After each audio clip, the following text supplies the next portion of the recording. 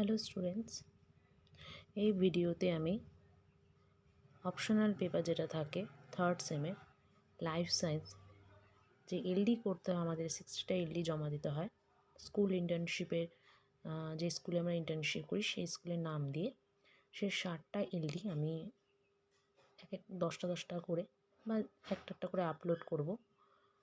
এই ভিডিওতে 10টা এলডি আমি নমুনা দিলাম এবং একটা এলডি আমি বুঝিয়ে দেবো কোনটার পরে কি লিখতে হয়, এবং পরবর্তী 9টা আছে জীবনবিজ্ঞানে। তোমাদের যদি মনে হয় এই পিডিএফটা নেবে, তাহলে এই পিডিএফটা তোমাদের 9106859306 এই নাম্বারে হোয়াটসঅ্যাপ করলে আমি মাত্র 80 টাকার বিনিময়ে এই পিডিএফটা তোমাদের দিয়ে দেবো। 10টা এলডি এখানে আছে। দেখো, বিদ্যালয়ের নাম, অর্থাৎ তুমি যেই বিদ্যালয়ে ইন্টার্নশিপ করছো, স্কুল ইন্টার্নশিপ, সেই বিদ্যালয়ের নাম দেবে। এখানে আমি একটা নমুনার জন্য একটা স্কুলের নাম দিয়েছি। শ্রেণী মানে যেই এককটা, মানে যেই টপিকটা তুমি পড়াচ্ছ সেই টপিকটা কোন ক্লাসের পড়াচ্ছ সেটা দেবে। বিভাগ কোন ক্লাসে নিয়েছো সেটা দেবে। সময় 40 মিনিট। তারিখটা হচ্ছে যে ডেটে নিচ্ছ তুমি সেটা। শিক্ষিকার নাম অর্থাৎ তোমার নাম এখানে দেবে। বিষয় এখানে জীবনবিজ্ঞান হবে। পাঠ একক মানে যেই চ্যাপ্টার থেকে তুমি এই বইয়ের যে চ্যাপ্টার থেকে তুমি পড়াচ্ছ, এলডিটা লিখছো বা টপিকটা পড়াচ্ছ, তার নাম এবং তার উপ এককের মধ্যে কী কী রয়েছে সেটা, এবং মানে যে টপিকটা করাচ্ছ সেই টপিকটা পাশে থাকে একটা স্টার আছে, অর্থাৎ উদ্ভিদ কলা। এই এলডিতে আমি উদ্ভিদ কলা সম্বন্ধে বলেছি, তাই উদ্ভিদ কলা এবং আজকের পাঠ উদ্ভিদ কলা। আচ্ছা, যেটা পড়াবে মানে যে এলডিটা লিখছো যার উপরে, তার পাশে তুমি এটা লিখবে, স্টারটা দেবে।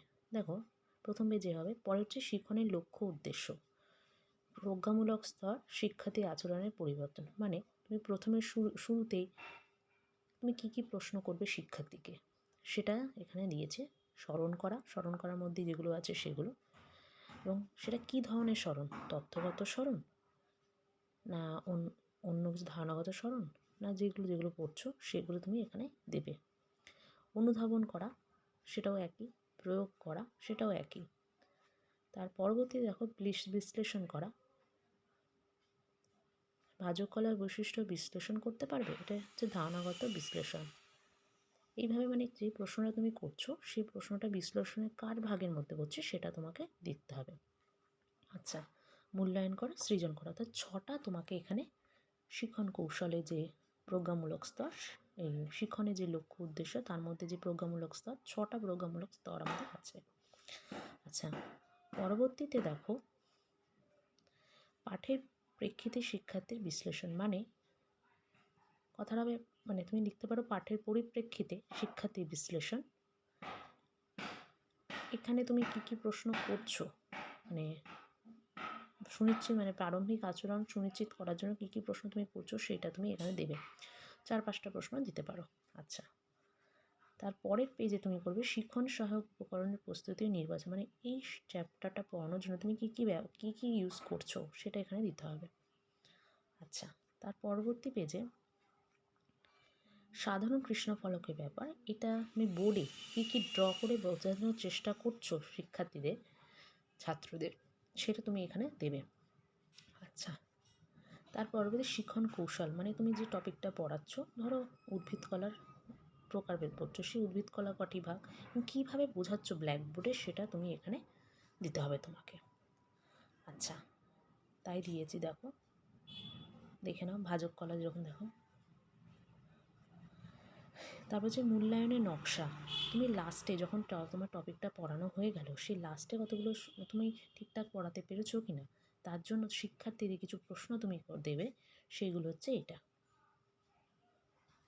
এবং তার পরবর্তীতে রয়েছে দুর্বলতা নির্ণায়ক ক্লাস, অর্থাৎ কোনো স্টুডেন্ট পারলো না বা কোথায় তাদের অসুবিধা হলো সেটাকে আবার পুনরায় তোমাকে পড়াতে হবে, সেটার জন্য তোমাকে এটা দিতে হবে।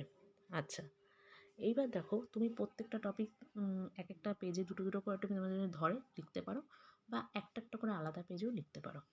আচ্ছা, পরবর্তীতে আমি দিয়েছি হচ্ছে আরেকটা ফল, একটু আমি জাস্ট স্ক্রল করে যাচ্ছি, এটা আমি আর বোঝাচ্ছি না। যেহেতু আমি আগে বুঝিয়ে দিয়েছি, অনেকগুলো পেজ আছে, তার জন্য আমি একটু তাড়াতাড়ি যাচ্ছি, নাহলে ভিডিওটা অনেকটাই বড় হয়ে যাবে। আচ্ছা, ওটা পাঠের পরিপ্রেক্ষিতে হবে, শিক্ষার্থী বিশ্লেষণ। দেখে নাও।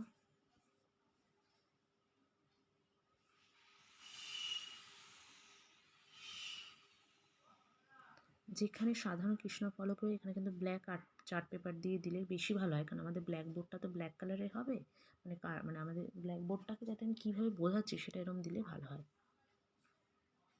এক এক জায়গায় ফরম্যাট এক এক রকম থাকে, এটা আমি দিলাম।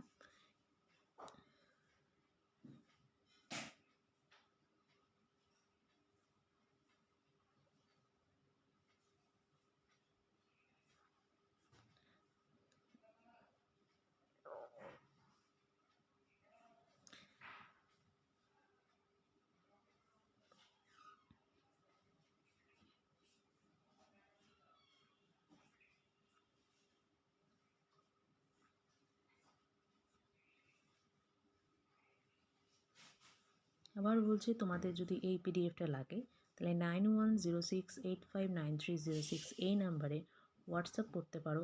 মাত্র 80 টাকার বিনিময়ে আমি তোমাদের এই পিডিএফটা দিয়ে দেবো, যেহেতু 10টা এলডি আছে তার জন্য। আর আমার চ্যানেলটা সাবস্ক্রাইব করে রাখো, কারণ পরবর্তী যে এলডিগুলো যখন আমি সাবমিট করব, মানে আপলোড করব, তখন যাতে তোমাদের কাছে নোটিফিকেশন পেয়ে যায়, তার জন্য সাবস্ক্রাইব করে রেখো চ্যানেলটি। আমি একটু তাড়াতাড়ি স্ক্রল করছি, কারণ অনেকগুলো পেজ আছে, নাহলে ভিডিওটা অনেকটাই লম্বা হয়ে যাবে। দেখে নাও। তার পরবর্তীতে দেখো রয়েছে পোলট্রি। তোমরা অন্য টপিকও নিতে পারো, তোমাদের জাস্ট টাইপটা বলে দিলাম, তোমাদের যদি মনে হয় তোমরা অন্য টপিকও নিতে পারো।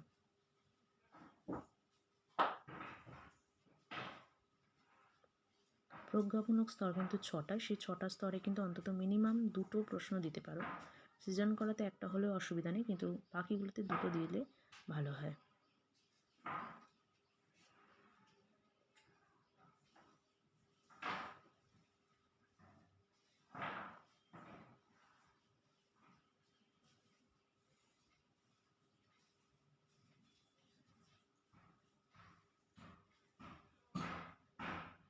তোমরা স্ক্রিনশটও নিয়ে নিতে পারো।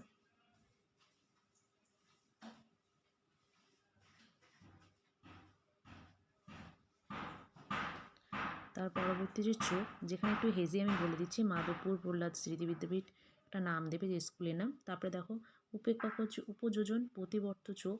পাঠ একক হচ্ছে জীবজগতের নিয়ন্ত্রণ ও সমন্বয়। আমি এখানে আমার নাম দিয়েছি, তোমরা তোমাদের নাম দেবে।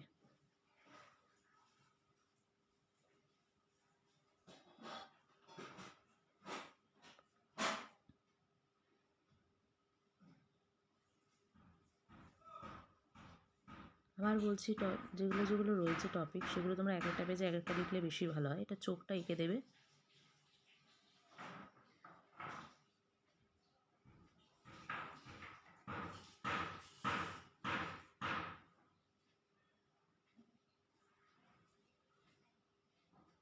মূল্যায়ন নকশা, কাজের পাতা, দুর্বলতা নির্ণায়ক ক্লাস। কথা নির্ণায়ক আছে, কথাটা নির্ণায়ক ক্লাস হবে, তোমরা লিখে নেবে।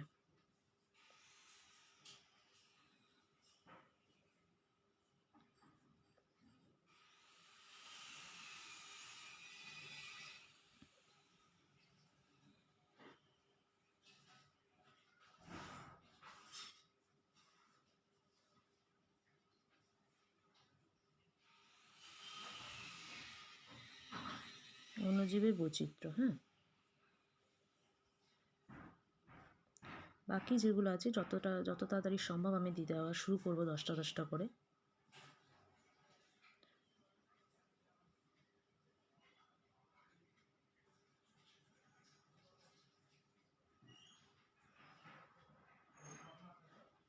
তারপর হচ্ছে মেরু অঞ্চলের জীবজগৎ।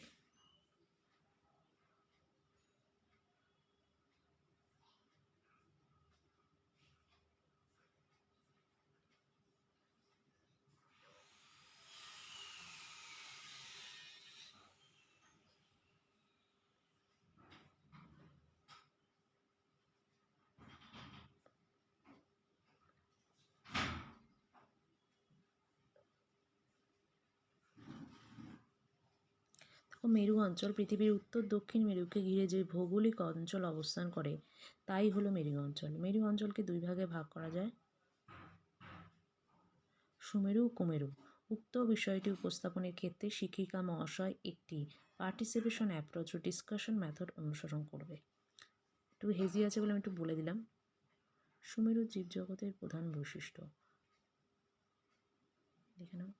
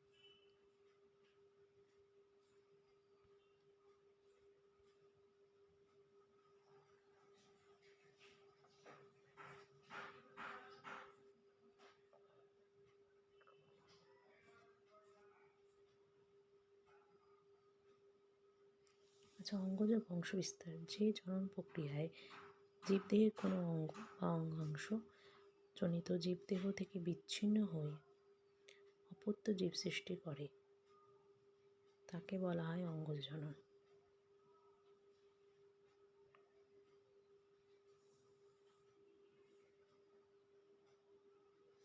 অঙ্গজননের প্রকারভেদ। উদ্ভিদ অঙ্গজননকে দুই ভাগে ভাগ করা যায়, প্রাকৃতিক অঙ্গজনন আর কৃত্রিম অঙ্গজনন। চার্টের মধ্যেও তাই আছে, অঙ্গজ জনন হচ্ছে প্রাকৃতিক আর কৃত্রিম। মূল দ্বারা, কাণ্ড দ্বারা, পাতা দ্বারা, কাটিং, গ্রাফটিং, অনুক্রম।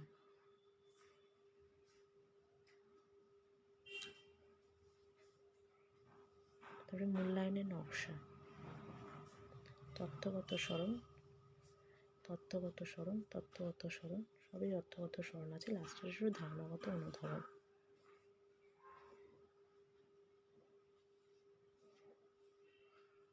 তবে এটা আমি হাতে লিখে দিয়েছি, দেখে নাও পুরো।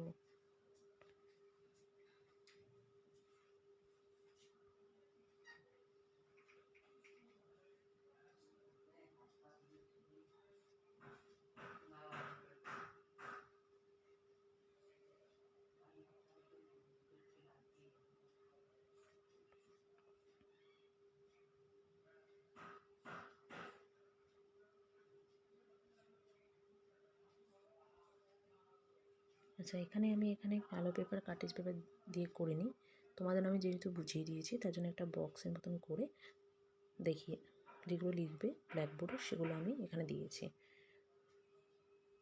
তোমরা কিন্তু যখন করবে লিখেও দিয়েছি ব্ল্যাক আর্ট পেপার লাগাবে আর চার্ট পেপার।